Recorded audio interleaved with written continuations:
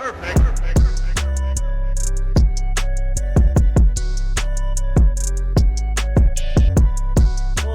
happening, gang? It's your boy Retro back again with another reaction video. Yeah.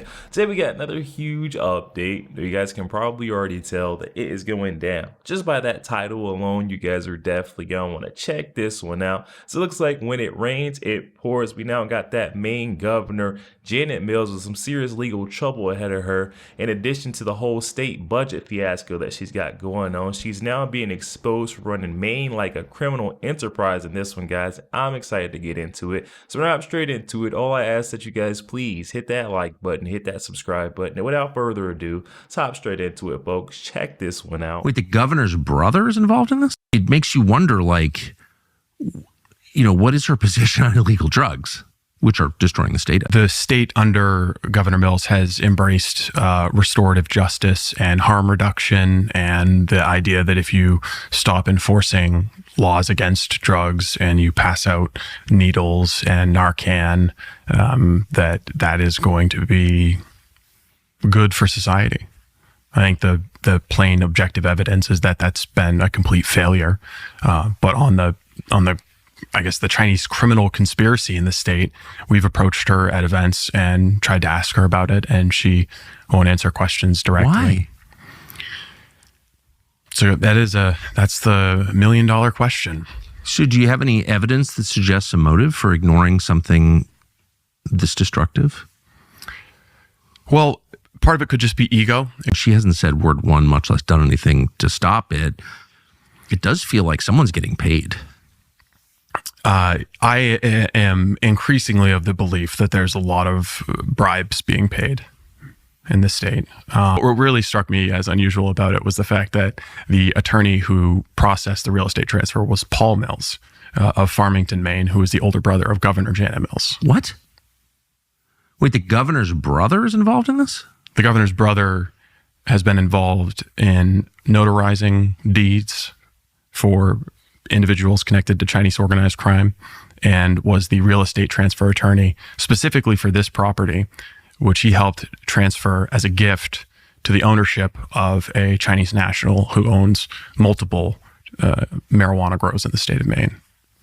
And it was done days after a law enforcement action in that area. That's shocking. All right, you guys, so this is one that's coming as a shocker to me, shocker to most, honestly, but we're starting to see a trend with these corrupt figures, these loonies on the left. You know, they come out with these whack job policies that they want to fight for, advocate for. We've seen her with the men and women's sports fighting so hard, but all the while she's got all these skeletons in her closet. I did a little digging on the whole Maine substance abuse crisis that they've got going on, and we can see there's a serious issue there.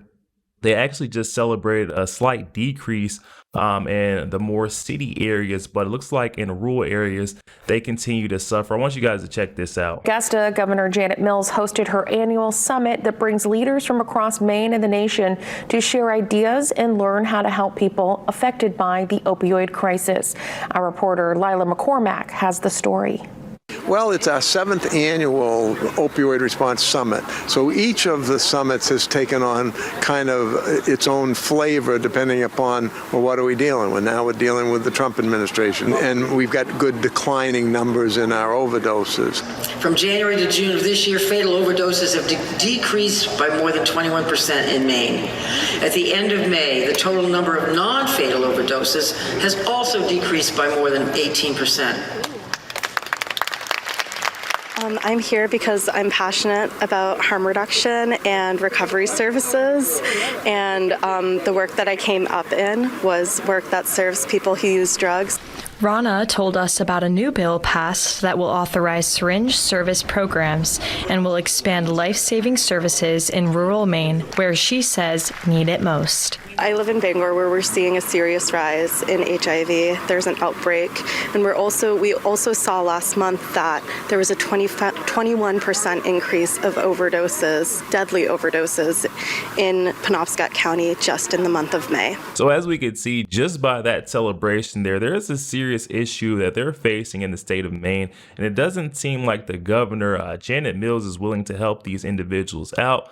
I also have another clip I would like you guys to check out. This one kind of dives deeper into the evidence, even more corruption on this governor, Janet Mills. Right. So I have a friend, lifelong friend here, who got into an argument with the state about COVID regulations. He had a restaurant, and he came on my show on Fox and mentioned Janet Mills. And she and the other women who run the state, I think the state is run entirely by women, pretty much. It's a matriarchy. Almost every single official in the state is a left-wing woman, angry left-wing white woman, some angry left-wing Somali women. And gay white men from Portland. And gay white, same thing. The rainbow bullies. Yeah. They descended on him and drove him out of the state. They sent inspectors armed to shut down his business for criticizing her. And he's now operating a business in another state. He's been here his whole life, multi-generationally. So people are afraid of the state government under Janet Mills. Yeah. Do you think that? It's the biggest problem in our state. I mean, there is a But it seems like Janet Mills seems like a criminal. The state seems to be run like a criminal enterprise. That's my view. Every Maine Wire reporter gets the spiel, forget what you learned in civics class. We're reporting on a criminal organization. They steal from people and then they hand out money to their friends and to a dependent class in order to buy votes. Guys, this is some very interesting stuff being pointed out by Steve Robinson of Maine. So he's closest to the source. He's got even more information stating that documents are now revealing that Democrats in Maine, such as Janet Mills, have been using USAID money to pay for and fund their campaigns. We're about 10 to 15% of the way through reviewing all 4,500 of these documents, but already there's some interesting tidbits in there. For example, we found that Attorney General Aaron Fry spent $60,000 on a no-bid contract for soundproofing in his office in the Burton Cross office building. This was, of course, just a few months before it would emerge that he was having an affair with a subordinate. We found an $800,000 contract to the Bangor Daily News for marketing and advertising. The timing of that $800,000 payment to the Bangor Daily News is kind of interesting. October of 2022. That would have been right before the LePage Mills re-election fight. And then we've also found a ton of no-bid contracts given to a who's who of non-governmental organizations. The early story is, and again, we're 10 to 15% of the way through looking at these documents. We will look at every single one of them.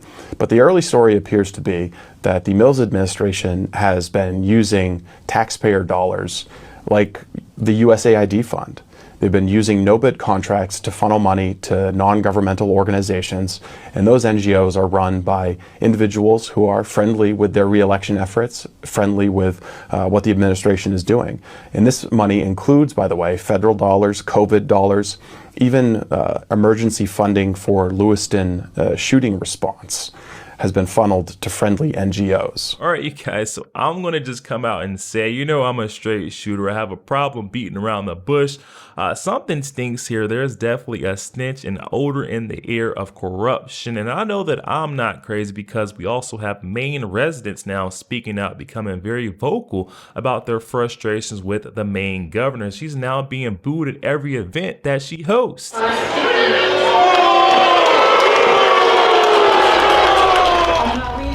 There was a vocal and persistent group of people at this weekend's event who simply did not want to see the governor that day.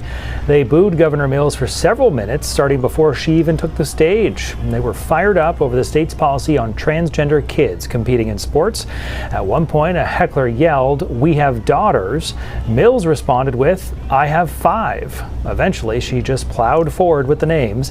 We have reached out to the governor's office for a comment. Yo, there we have it, guys. Oh my goodness, as we can see by those very vocal calls, the boos against Janet Mills, that Mainers are also fed up with that Governor Janet Mills and the way that she is running their government like a criminal enterprise. I'm not sure how much longer she's going to be able to get away with this. We've seen her trying to go toe-to-toe with President Donald Trump and ended up in a major budget deficit. That whole fiasco that she had going on. Now she's got a couple skeletons peeking out of the closet, guys. You'll have to hop in the comment section.